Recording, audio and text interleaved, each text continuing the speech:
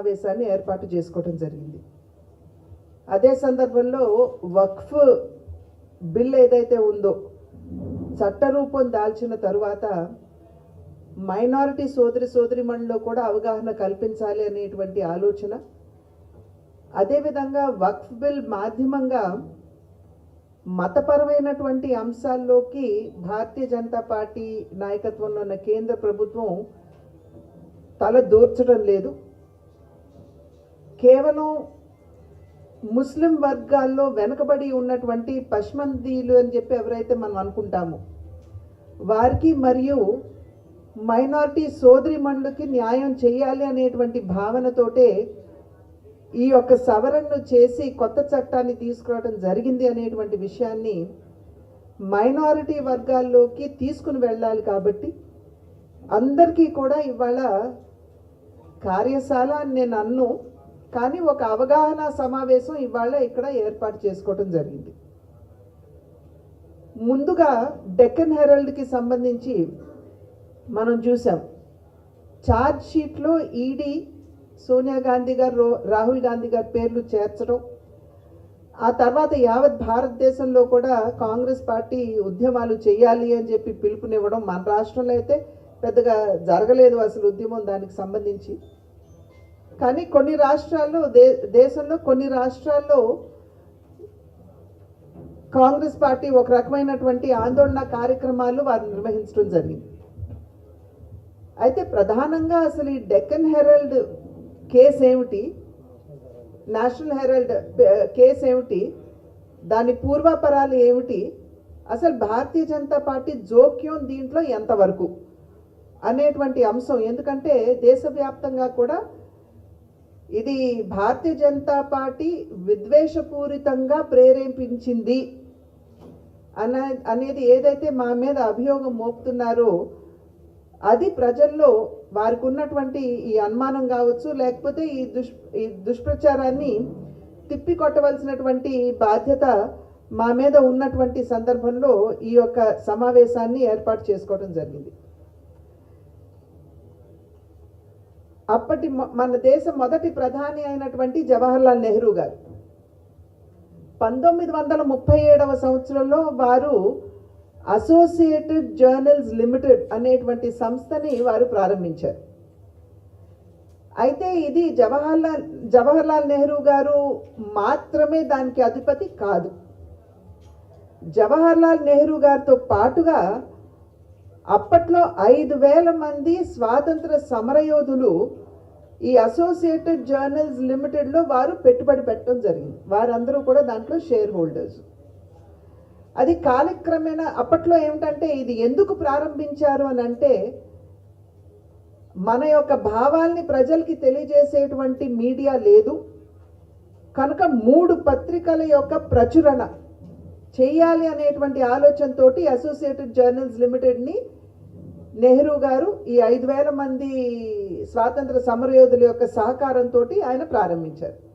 ఒకటి national Herald, ఇది ఆంగ్ల పత్రిక.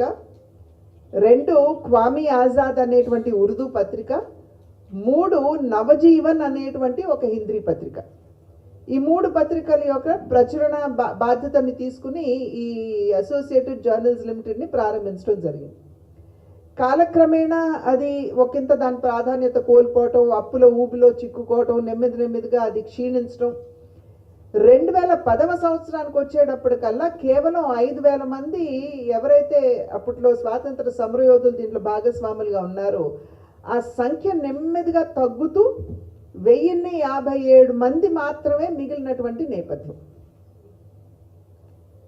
2010వ సంవత్సరంలో ఈ యొక్క నేషనల్ హెరాల్డ్ అనేటువంటి పత్రిక ప్రచురణ మూసివేసి నష్టాల్లో కూరుకుపోయినటువంటి సందర్భంలో కాంగ్రెస్ పార్టీ నుండి ఈ నేషనల్ హెరాల్డ్ అనేటువంటి ఈ అసోసియేటెడ్ జర్నల్స్ అనేటువంటి సంస్థకి 90 కోట్ల రూపాయలు కాంగ్రెస్ పార్టీ అప్పు ఇవ్వడం జరిగింది. వడ్డీ రేటు 0 పైసా వడ్డీ లేదు.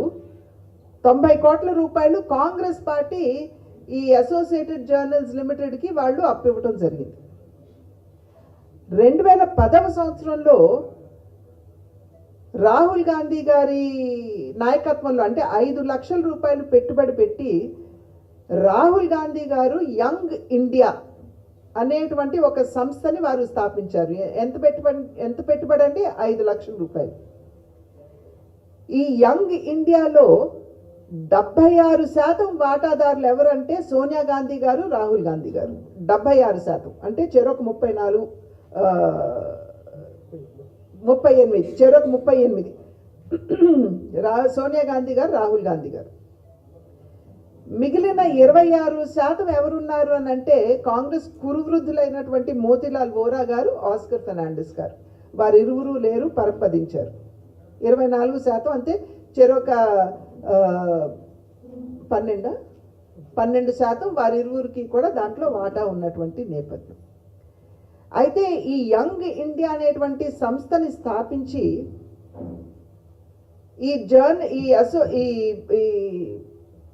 ఏదైతే సంస్థని నెహ్రూ గారు ప్రారంభించారు, ఈ జర్నల్స్ లిమిటెడ్ అనేటువంటి సంస్థని ఏదైతే స్థాపించారో దాన్ని తీసుకోవడం అంటే దానికి ఏమిటంటే ఏదైతే కాంగ్రెస్ పార్టీ నుండి ఈ సంస్థ అప్పు చేసిందో ఈ అప్పులు తీర్చేస్తాము అని చెబుతూ వారితో ఒప్పందం కుదుర్చుకుని వారి యొక్క ఆస్తులు కూడా ఈ యంగ్ ఇండియా అనేటువంటి సంస్థ తీసుకోవటం జరిగింది.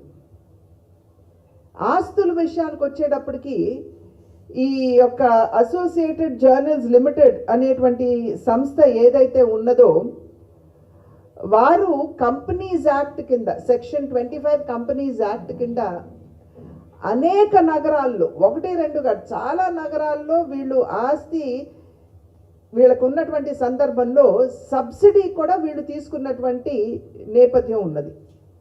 అంటే ఆస్తుల అంచనా వేసినట్లయితే దగ్గర 5,000 కోట్ల రూపాయల ఆస్తి ఈ అసోసియేటెడ్ జర్నల్స్ లిమిటెడ్ దగ్గర ఉన్నది.